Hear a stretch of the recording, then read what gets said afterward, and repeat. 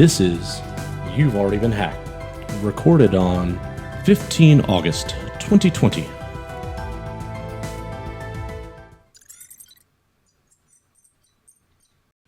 Mac users are being targeted by malware in Xcode projects. A campaign aimed at Mac users is spreading the XCS set suite of malware, which has the capability to hijack the Safari web browser and inject various JavaScript payloads that can steal passwords, financial data, personal information, deploy ransomware, and more. Infections are propagating via the Xcode developer projects.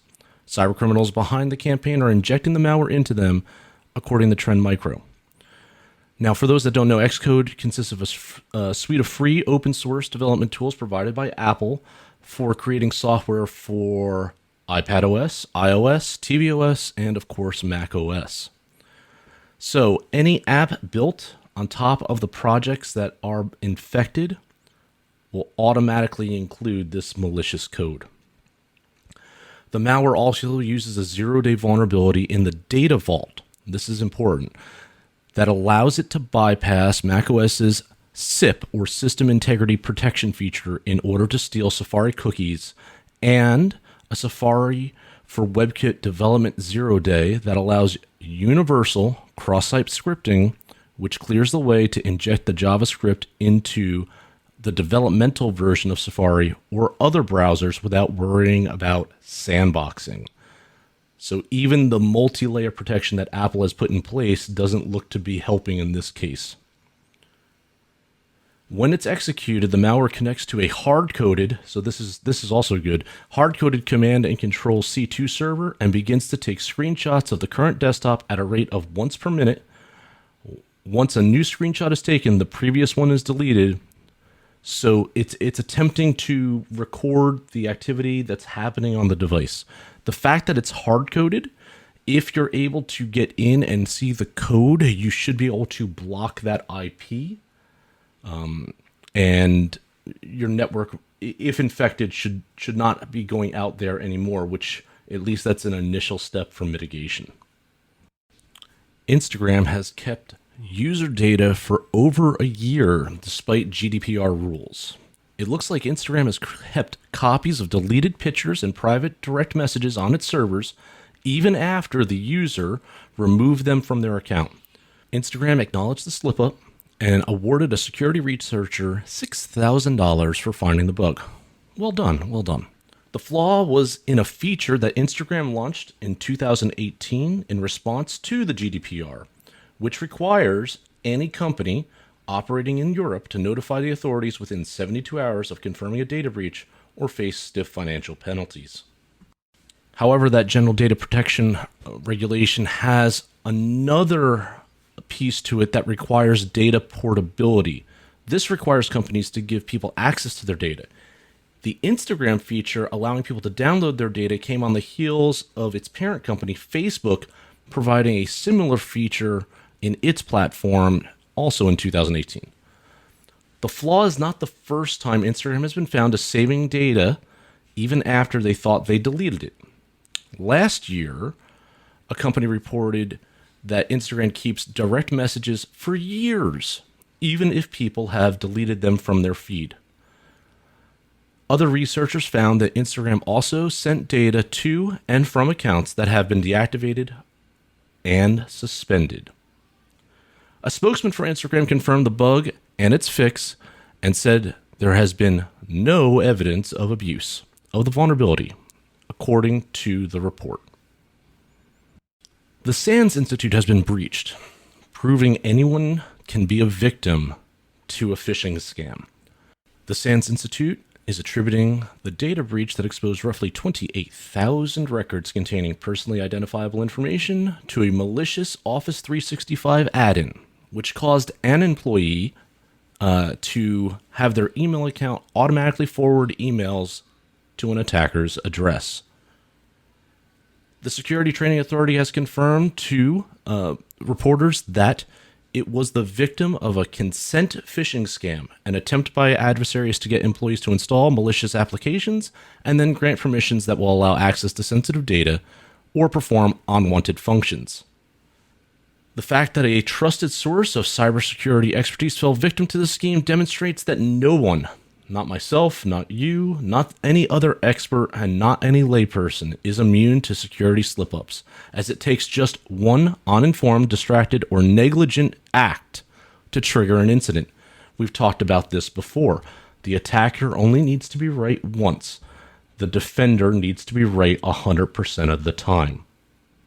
Exposed data included names, places of employment, work titles, industry, addresses, and the country of residence. To SANS' credit, they will share additional details in a forthcoming webcast, which will include screenshots of the redacted phishing email. So the transparency is good, and maybe we can all learn something from it. I would not take this as SANS no longer being a trusted source for cybersecurity information. They're good people over there. They do good work, and they educate well. But anybody can make a mistake, and mistakes can be costly in cyberspace. California undercounted COVID-19 cases after a certificate expired. So an expired certificate likely contributed to one of two data glitches that had California undercounting new COVID-19 cases for more than a week, leading some to believe that the resignation of the state's public health director was related.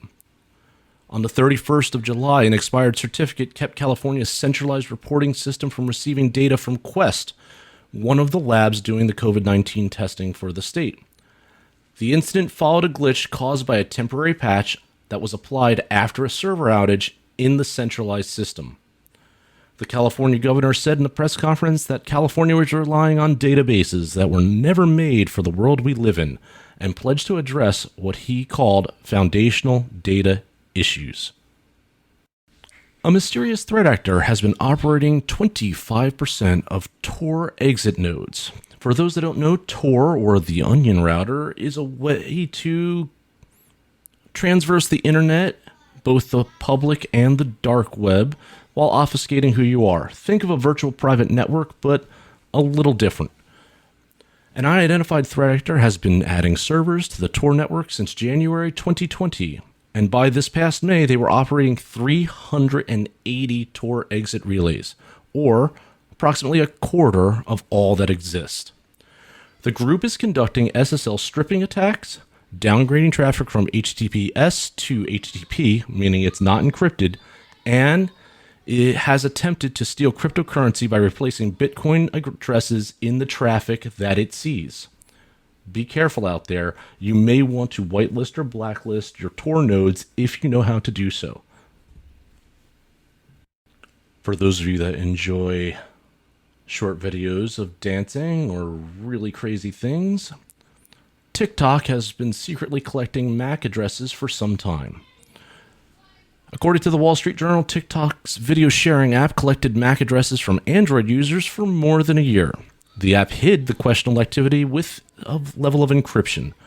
The activity was conducted for 15 months and looks like it ended in November of 2019.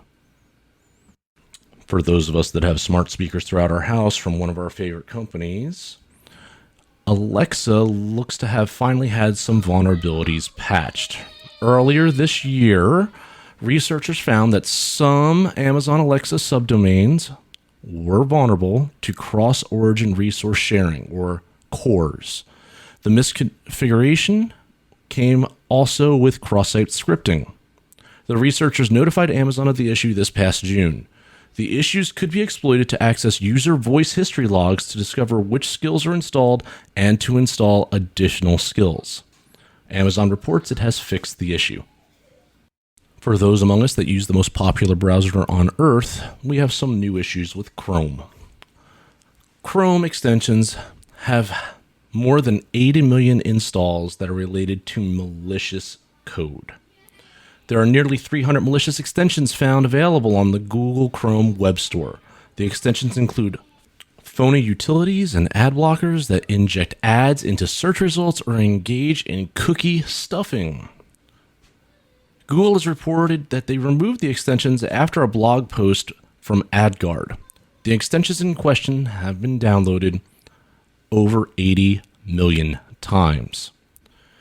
The Chrome Web Store, or CWS, hosts 200,000 different extensions that can be added to enhance functionality in Chrome's web browser or other Chromium-based browsers like Microsoft Edge or Brave. But Google hasn't won much praise for the store's oversight after this latest cleanup. The issues go beyond technical capabilities that can be misused. Chrome extension developers contend that Google's CWS staff don't do enough policing and fail to respond in a timely manner to developer complaints about copycats and spammers. This past October, developers assembled a list of grievances that included lack of support and technical barriers in the CWS developer interface. The Ohio Secretary of State has issued a vulnerability disclosure policy for election-related sites. This is good. We're finally all getting a clue on how important it is to secure this stuff. Ohio is the first state to establish a vulnerability disclosure policy for election-related websites. The policy lays out guidelines including which sites the policy covers, what types of testing are not permitted, and what information vulnerability reports should include. Vulnerability hunters are required to wait 120 days or 4 months after reporting vulnerabilities before they can publicly disclose the details. The vulnerability disclosure policy covers registration websites for Ohio residents and overseas military voters, among other sites, and provides legal liability protections for researchers. The program will bolster the efforts of the Ohio Secretary of State Frank LaRosa's security team at a time when threats to the election infrastructure, quote, have never been greater, unquote. The U.S. Cybersecurity Infrastructure Security Agency, CISA, has issued an advisory warning of the phishing attack that sends users to a spoofed version of the Small Business Administration's COVID-19 loan relief page. Suspected emails linked to a spoofed website that redirects and credential steals and have targeted federal civilian executive branch, state, local, tribal, and territorial recipients. This past April, the former SBA Chief Information Officer said that the security team had worked with the Department of Homeland Security to take down 8 fraudulent websites and 2 Twitter accounts attempting to take advantage of small businesses seeking coronavirus loan relief. CISA recommends that system owners and administrators include warning banners with external emails, maintain up-to-date antivirus signatures and engines, and ensure systems have the latest security updates, among other potential mitigations. In other U.S. government news, the U.S. Financial Industry Regulatory Authority, or FINRA, has issued an alert warning of the existence of a fraudulent copycat website that includes a registration form for collecting data that could be used in targeted phishing attacks, also known as spear phishing. Observant users will note that there is an extra N in the domain of the copycat site. FINRA has requested that the domain register suspend that phony domain. According to the DNS intelligence company Domain Tools, the current IP address hosting the fake site is also hosting 20 other domains. However, at this time, it is not known if these are other phony sites or are some legitimate companies. If you've received any emails from the fake FINRA website, you should immediately delete them. If you mistakenly registered at the site, you should also be on the lookout for spear phishing attacks utilizing the entered information. Be careful out there. And finally, with some hope for the future, Arab-Israeli relations are looking to be normalized, and cybersecurity looks to be a key part of it. A historic breakthrough happened this past week where Israel announced the normalization of relations with the United Arab Emirates. The announcement marked the first such relationship between Israel and a Gulf state, and this is the third Arab state after Egypt and Jordan. This warming of relations between Israel and the other countries in the region largely stems from mutual disdain for Iranian aggression and regional influence.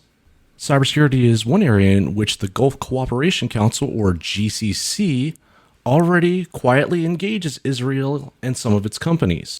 There are currently proposals to have Israel and the GCC form a multinational Cooperation Center on Cybersecurity, which could lead to regular interactions on operational security issues. This would help promote trust and a shared perception of a common cyber threat, specifically with regard to Iranian activity. This type of cooperation would provide a framework for future industry-to-industry collaboration on common interests, potentially beyond cybersecurity, such as energy or other type of technological cooperation. Israel and the GCC states would benefit from a forum for sharing cyber threat intelligence and collaboration on incident response relating to their critical infrastructure. Members of such a collaboration center could include Israel, the GCC cybersecurity companies, critical infrastructure operators, and relevant state agencies.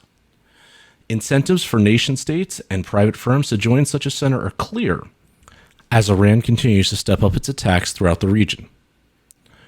Both entities would mutually benefit from sharing information and lessons learned.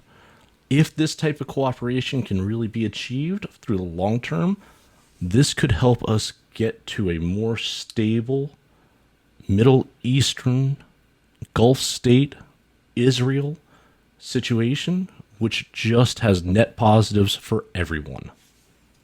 That's all for the news this week. I'm your professor of cyber risk. We'll talk again soon.